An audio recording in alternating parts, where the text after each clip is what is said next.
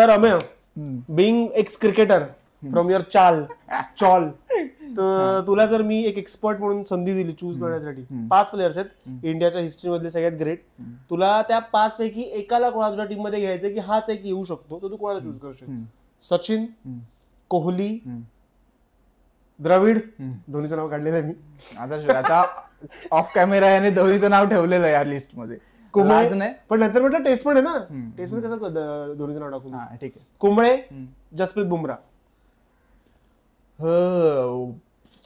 द्रविड आणि बुमराह मध्ये मी जरा कन्फ्युजन आहे मला. हो तू सचिनच्या वर द्रविडला चूज करतोस? हा टेस्ट मध्ये एनी टाइम. टेस्ट मध्ये नाही म्हणते मी, मग धोनीला तू त्याच क्रायटेरियावर काढलं. ठीक आहे टेस्ट मध्ये बोल चल. दोन्ही साईडने नाही तुला खेळता येणार, कळलं? हे क्रिकेट आहे आयुष्य. हे तिला काय सांगितलं? तर द्रविड आणि बुमराह मध्ये मला कन्फ्युजन आहे, पण मी चूज करेन बुमराहलाच. On what criteria? कारण की एकतर आता जे काही त्याने बॉलिंग टाकली, काल एक हाती पुन्हा त्याने मॅच फिरवली जसं त्याने बीजीटी मध्ये केलेलं. नाही त्याने फिरवली, पण आता सिराजने वेगळी फिरवली.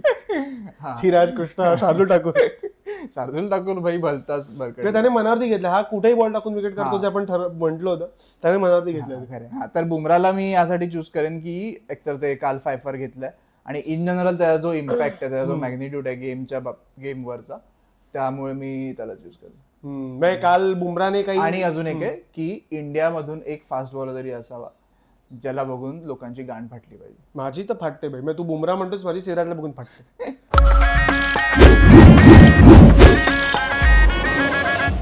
तर बुमराहने काल खूप इंटरेस्टिंग गोष्टी अचीवमेंट अनलॉक केल्यात माझ्या मध्ये, त्या आपण जरा सांगूया. बुमराहचा काल सेना कंट्रीज मधला 12वा फायफर होता. म्हणजे त्याने 12व्यांदा 5 विकेट्स घेतल्यात. आणि ओव्हरऑल किती घेतले? ओव्हरऑल त्याने 14-15 घेतले असेल, कारण तो इंडियात जास्त खेळला नाही जेवढं मला माहिती आहे. इंडियात कुठे खेळला तो हार्डली 1-2 सिरीज हल्ली खेळलाय. सो मॅक्स त्याच्या 14 वगैरे असतील असं मला वाटतं, पण 12 त्याच्या बाहेर आहेत. तर याच्या आधी त्याने Kapil Deocha record basically equal केला, आणि कपिल देव तो अर्धा 12 फायफर्स होते. अपार्ट फ्रॉम दॅट तू बघशील तर आतापर्यंत बॉलिंग मध्ये एक मॅग्निट्यूड म्हणशील तर ते Joel Garner, Malcolm Marshall, Andy Roberts यांचं नाव आजही लोक घेतात. इव्हन तो मधल्या काळात मॅग्राथ, अक्रम वगैरे सगळे आले असले तरी. तर त्याने हे ऍक्च्युली त्याने बरंच आधी केलं, ऑस्ट्रेलियामध्येच केलं होतं. त्याचा जो बॉलिंग ऍव्हरेज आहे तो आहे कितीचा आहे? तर बुमराहचा जो बॉलिंग ऍव्हरेज आहे तो ऍट दिस मोमेंट आहे 19.33, जो सगळ्यात कमी. सेकंड आहे आय गेस तो आता फर्स्ट. आणि मॅल्कम मार्शलचा 20.13 समथिंग आहे. सो बॉलिंग ऍव्हरेज बेसिकली की तुम्ही किती रन्स मागे विकेट काढता. सो बुमराहने प्रत्येक 19 रन मागे एक विकेट त्याने काढलेलं आहे. सो खूप मोठी अचिव्हमेंट आहे for a bowler who comes from India. इंडियाची तेवढी तर बॉलिंग मध्ये एवढा मोठा इंडिया कधी राहिलं नाही इंडियाचं. आणि आता जेवढं मोठं झालंय तेवढं कधीच मला वाटतं की बुमराहचं पुढच्या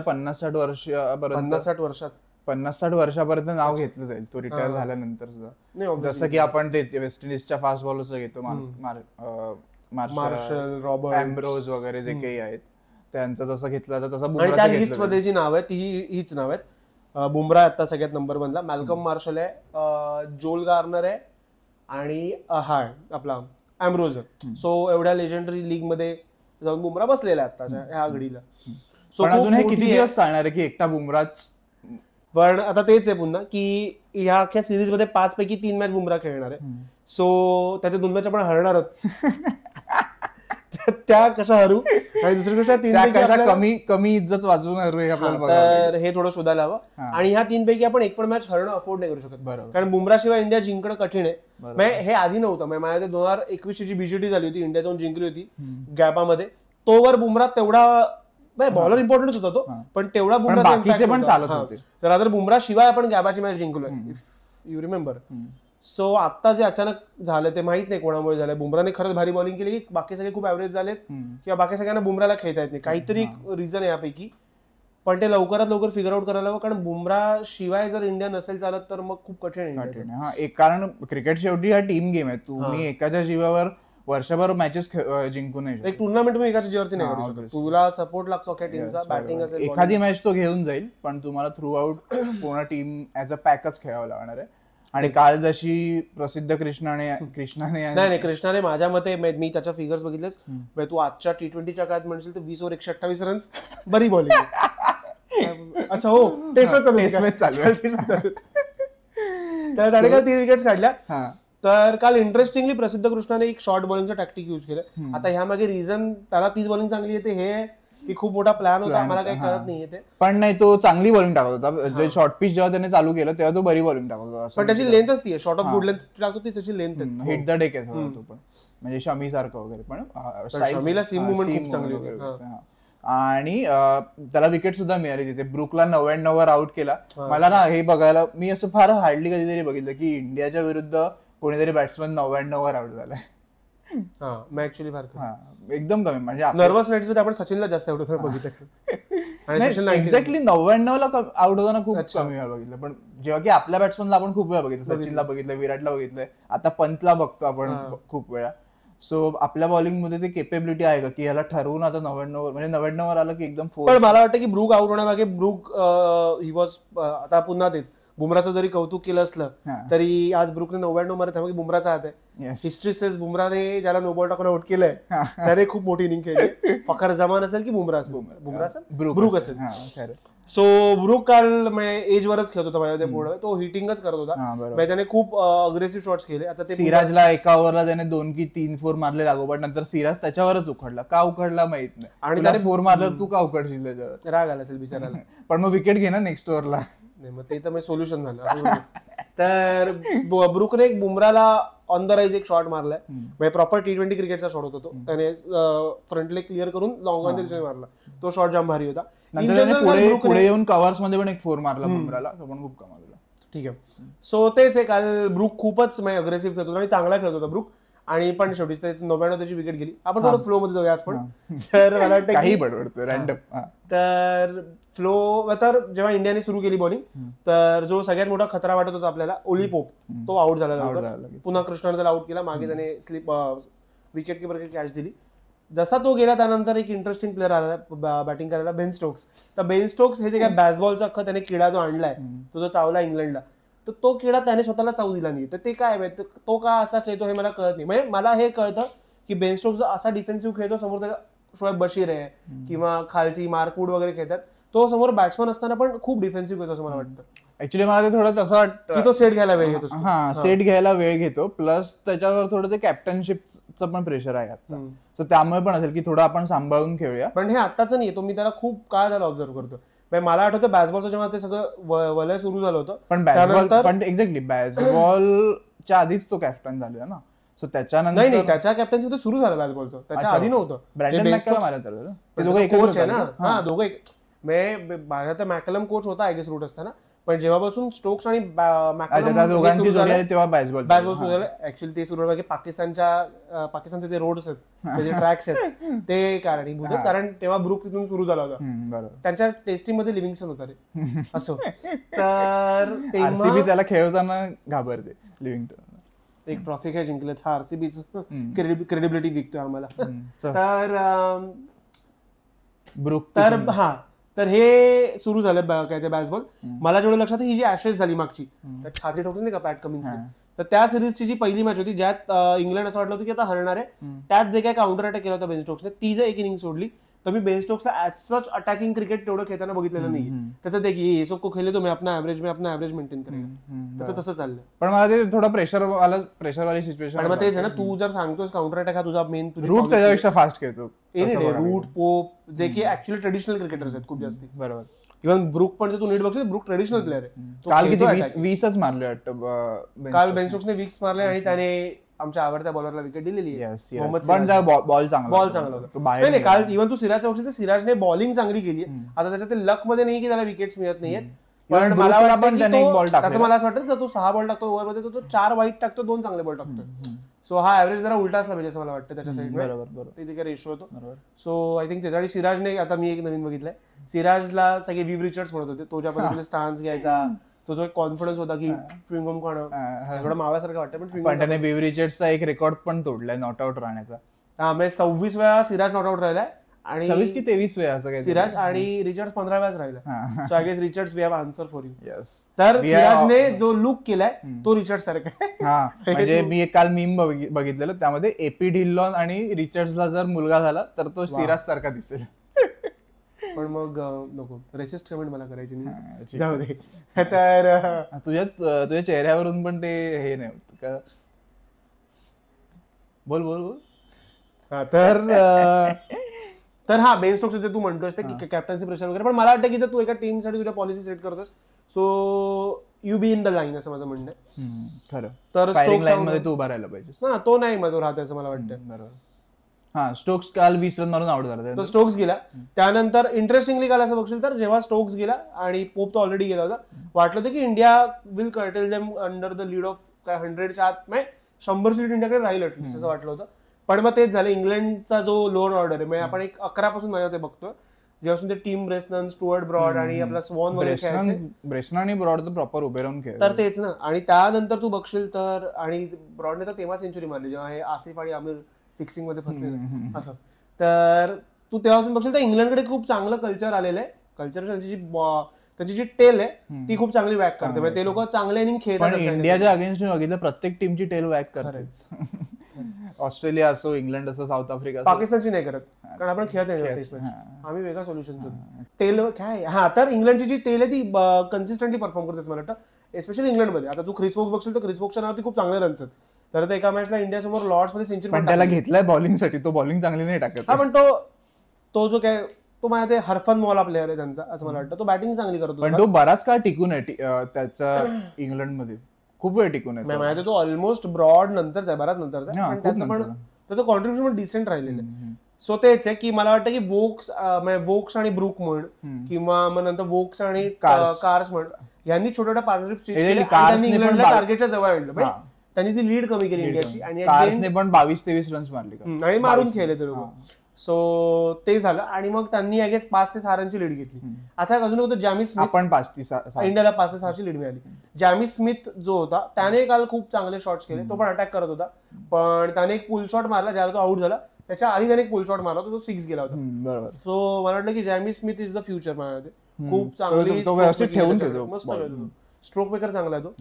सो इंग्लंडकडे बॅटिंगचा फ्युचर तर चांगलं वाटतंय मला. डिसेंट आहे. तर आता थोडे इनएक्सपिरियन्स आहेत ते लोक पण आहे चांगले. आणि इंडियाच्या बॉलिंग मध्ये काय होतं जडेजाचं मला वाटतं की जडेजाला काल थोडं परचेस होतं पिच मध्ये आणि तो मध्ये मध्ये टाकत पण होता डिसेंट टप्प्यात. पण मला वाटतं की तेच की ऑफ कलर वाटला मला तो माहित नाही. एक तर त्याचा माइंडसेटच नव्हतं वाटत मला. तर ते काल परत कालच्या दिवसात निगेटिव्ह बॉलिंग नाही केली. काल नाही आदल्या दिवशी डे 2 ला त्यांनी निगेटिव्ह बॉलिंग चालू केलं. परत मग काल मध्ये नॉर्मल असं काही प्लॅन्ड आहे असं मला वाटत नाही जडेजाच्या डोक्यात. I guess he is missing somebody. पण ते 2014 पासून मिस करायला होतं. असो ठीक आहे. तर काँग्रेसच्या सरकारला वा आज आम्ही पॉलिटिकल पण होत चाललो आणि थोडे धार्मिक पण. असो तर ते मी उडवणार ते ठेवणार नाही. Power lies in the hands of editor. Yes. तर त्या इंडियाकडे 6 रनची लीड आली. त्यानंतर इंडियाची बॅटिंग. तुला बॉलिंग बद्दल काय बोलायचं इंडियाच्या अजून? नाही बुमरा ग्रेट आहे एवढंच मला बोलायचं. हा बुमरा ग्रेट आहे आणि जस्टिस फॉर बुमरा. बुमराच्या पाठीची थोडी मेहनत घ्यावी अजून. आणि प्रसिद्ध क्रिशने 3 विकेट घेतल्यात नो डाऊट पण त्याने 128 रन्स पण दिलेत 20 ओव्हरमध्ये. 128 ना किती 128 रन्स पण दिलेत. 6.1 ची त्याची इकॉनॉमी होती. हा आणि टेस्ट मध्ये. आणि बुमराने एकट्याने 23-24 ओव्हर टाकलेत. बाकी म्हणजे जेव्हा प्रसिद्ध कृष्णा 16-17 ओव्हर टाकत होता तेव्हा बुमराच्या 23-24 ओव्हर 23वी की 24वी ओव्हर विकेट मोठा तोच काढत. हा एक्झॅक्टली. सो बुमरावर एवढा किती वेळ लोड टाकणार होता. पण काल बुमराने पण 99 रन मारले ना. ते ब्रुकचे 99 रन त्यानेच मारले. तर काल इव्हन जयस्वालने पण कॅच सोडली. इंडियाची जरा फिल्डिंग मला वाटतं थोडी जयस्वालने अशी कॅच पकडायला आम्याचं म्हणणं की त्याच्यावर बेटर कॅच तो पकडू शकतो. ती कॅच मी पकडू टेनिस बॉलने. हा तर इंडियाने फिल्डिंग मला वाटतं थोडी ऍव्हरेज केली काल. एक जडेजा आणि कॉम्बिनेशन कॅच चांगली घेतली साई सुदर्शनने. त्यानंतर इंडियाची बॅटिंग सुरू झाली. इंडियाकडे 6 रनची लीड्स होती आणि त्यानंतर इनिशियलीच मला ते विकेट पडला जयस्वाल. खूप चांगला बॉल टाकला तो. शॉर्ट पिच बॉल होता आणि तो शॉर्ट पिच असून पण तो बाहेर स्विंग झाला आणि प्रॉपर मग एज लागून जयस्वालचं आउटसाइड एज लागून किपरकडे कॅच केला. आणि जयस्वालचं ते ठरलेलं माझ्यामध्ये एक टेस्ट मॅच असेल 2 इनिंग असेल. एक इनिंग चांगली खेळतो एक इनिंग वाईट. हे थकलो. ऑस्ट्रेलियामध्ये पण तेच झालं. इव्हन आधीच्या सिरीज मध्ये पण तेच झालं. इंडियामध्ये पण ऑलमोस्ट तसंच खेळतो. एक इनिंग मध्ये चांगला पण ठीक आहे ऍटलीस्ट तो कन्सिस्टंट राहिला गेल्या 1.5 वर्षात तरी माझ्या मते. एका इनिंग मध्ये तरी तो खेळतो. तो चांगला खेळतो आणि त्याचा ऍव्हरेज पण चांगला आहे. गिलच्या मागून येऊन त्याच्यापेक्षा जास्त गिलपेक्षा भरोसा आपल्याला जयस्वालने प्राप्त करून दिलेला आहे. विश्वास ठेवायला. पण आता गिलला बघता गिल चांगला खेळला. गिल तर ऑब्व्हियसली. हा बॉलिंग बद्दल मला अजून एक असं सांगायचं की बॉल जे काय समोरून वर येत होते. इव्हन 2 बॉल बघितले मी. बुमराचा एक उडाला बॉल समोरूनच, म्हणजे फ्रंट फूटला बॅट्समन खेळायला होता आणि तो इथून गेला बॉल, आणि नंतर मग सिराजचा पण सेम झाला. सो हे आपल्यासाठी खूप फायदेशीर असणार जर आपण बऱ्यापैकी लीड दिला. जर इव्हन 250च्या वर जरी गेला लीड आपला आणि 2 विन 250च्या वर असेल इंग्लंडला, तर मग चौथ्या इनिंगला पिच कठीण असणार आहे बॅटिंग करण्यासाठी. पण इंडिया तशी बॉलिंग करते माहित नाही. जर मग जडेजा पण तुझा प्ले मध्ये चालू शकतो जर पिच खराब झाला तर. सो ते एक मला ऍडव्हान्टेज वाटतं आता इंडियाकडे आहे की टॉस जिंकून इंग्लंडने कदाचित चूक केली बॉलिंग घेण्याची. आणि त्यानंतर मला असं वाटतं की इंडियाकडे ओव्हरऑल काल 90 रनची आसपास कधी लीड झालेली आहे. तर त्याआधी राहुलने काल चांगली बॅटिंग केली माझ्या मते. राहुल काल प्रॉपर फेस उघडून आपण जे काही बोलत होतो फ्रंटल शॉट चांगले खेळत होता. रिस्पॉन्सिबिलिटी घ्यायला पाहिजे. राहुलने काल ऐकलेलं आहे आमचं. राहुलने मध्ये आमची रील बघितली असेल मराठीमध्ये, तर त्याला कळली असेल. त्याचे काही कन्नड मित्र आहेत त्यांनी सांगितलं असेल. सुनील शेट्टी मुंबईत राहतो ना, मग त्याने दाखवली. त्याला मराठी कळतं. पण इव्हन ऐका ना सासरे बुवा काय बोलतो भावेश आणि आम्ही. तर राहुलने काल चांगली बॅटिंग केली. इव्हन साईने पण चांगले शॉट्स केले. पण सुरुवातीला थोडा मला रस्टी वाटला, थोडा अंडर कॉन्फिडंट वाटला, पण मग नंतर त्याने व्यवस्थित कॅचअप केलं. त्याची बॅकलिफ्ट केवढी छोटी आहे यार, तो फक्त असंच करतो, एवढंच करतो. आणि तू बघशील त्याची बॅटिंगचं, मला त्याच्या बॅटिंगचं वैशिष्ट्य मला ते वाटतं की तो कसं सांगतो, तो गाईड करतो जास्ती बॉल. म्हणजे तो कसं सांगतो, राहुल जे फेस ऑफ द बॅटने शॉट खेळतो ना, तो तेवढे नाही खेळ, तो प्रॉपर फाईन खेळणं ते सगळं जास्ती करतो. ड्राईव्ह पण खेळतो, पण काल त्याचे तू स्पेशल 2-3 शॉट बघशील तर तो जो स्क्वेअर कट करत होता, तर त्याचे स्क्वेअर कट पॉइंटला न जाता मागे थोड्या 4th स्लिप 5th स्लिप किंवा सिली पॉइंट त्या दिवशी जास्त जात होते. इथे ते जे बॉल येतात आपले लेग साईडला खेळण्यात, ते पण तो खूप लेट खेळून मग ते फाईन गाईड करतो. आणि अजून एक नोटीस केलं मी त्याच्या बॅटिंग मध्ये की तो सगळे पुढचे बॉल सुद्धा आणि लांब टप्पा पडलेले बॉल सुद्धा डोळ्याखाली खेळत होता. सगळे बॉल तो असेच खेळत होता प्रॉपर. ते एक मला जास्त चांगलं वाटतं. चांगली नाही, तो बॅट्समन चांगलाच आहे. भविष्य आहे इंडियाचं, भविष्य आहे. पण त्याचा एव्हरेज काल ते कंपॅरिझन दाखवतं ईश्वरनचा आणि त्याचा खूप कमी आहे. त्याला ऍक्च्युअली घेतलंय T20च्या परफॉर्मन्स वरती, आणि गिल मित्र असेल त्यामुळे सुद्धा माहिती 39चा त्याचा एव्हरेज आहे आणि ईश्वरनचा त्याच्यापेक्षा जास्त आहे. ईश्वरनचा हे खूप मोठं करिअर वास्ट आहे त्याचं. पण त्याच्या फ्युचरच्या दृष्टीने त्याने त्याचा विचार केला असेल. साई सुदर्शनचा फ्युचरच्या दृष्टीने तिने पण विचार केलाच शेवटी. खरं गेली सोडून भावेशला दुसऱ्या कोणाकडे तरी. कोणाकडे गेली? आता मी तुझ्या येऊ का चिटिंग मध्ये अख्ख्या स्कॅन्डल वर तुझ्या येऊ? राहू दे. हा, तर साई सुदर्शन तिसरा आउट झाला आणि पुन्हा स्टोक्सने त्याला प्लॅन करूनच आउट केलं लेग साईडला, जसं त्याने पहिल्या इनिंगला केलेलं की प्रॉपर लेग स्लिप वगैरे लावून. यावेळी तो फ्लिक मारायला गेला आणि मग कुठे मिड विकेटला शॉर्ट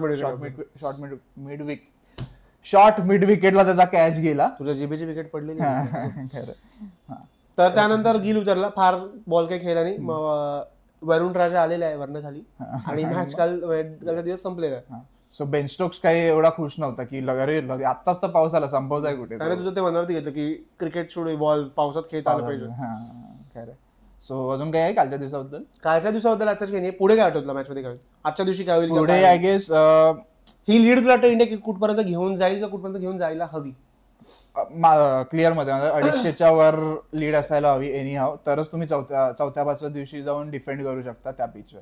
आणि तो पिच तुटणार आहे असं वाटतंय मला, दिसतं जे काही बिहेव्ह करते त्याच्यावर. इंडिया आज 90 जर खेळते, 90ची लीड ऑलरेडी, तर इंडिया जर टी पर्यंत घेऊन इंडियाने 300-350ची जर लीड घेतली, तर माझ्यामध्ये बिंग इन इंग्लंड पावसाचं एक जनरल कॅल्क्युलेशन डोक्यात ठेवून इंडियाने टी नंतर एक 10 ओव्हरकास्ट कंडिशन्स असतील कदाचित, पण त्याची भीती पण मॅच ड्रॉप पण होते त्यामुळे. सो मला वाटतं की इंडियाने ते एक कुशन लक्षात ठेवून अख्खा दिवस इंग्लंडला खेळायला द्याच पुढचा 5वा, पण इंडियाने टीच्या एक 10 घेऊन इंडियाने सोडावी बॅटिंग असं मला वाटतं.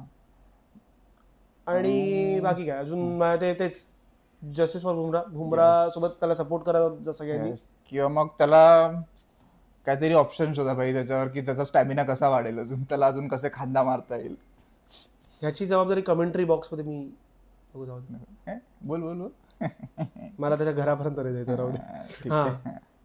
सो तुम्हाला काय वाटलं कालच्या दिवसाबद्दल, इंडियाच्या गेम प्लॅन बद्दल, इंडियाच्या बॉलिंग बद्दल, इंडियाच्या बॅटिंग बद्दल, ते तुम्ही आम्हाला कळवा कमेंट्स मध्ये. आणि लाईक करा, शेअर करा, सबस्क्राईब करा मांडीला खाजला, क्रिकेटवरचा पहिला मराठी पॉडकास्ट. यस. आणि अजून एक आठवण करून देतो मित्र, आपली बेट लागली कोण जिंकणार यावर. जर इंडिया जिंकली तर मी काही नाही करणार, इंडिया हरली तर काय ते हेडस्टँड वगैरे करणार आहे. मग हे प्रूव्ह होईल की तुझी जीप काळी आहे. चला बाय.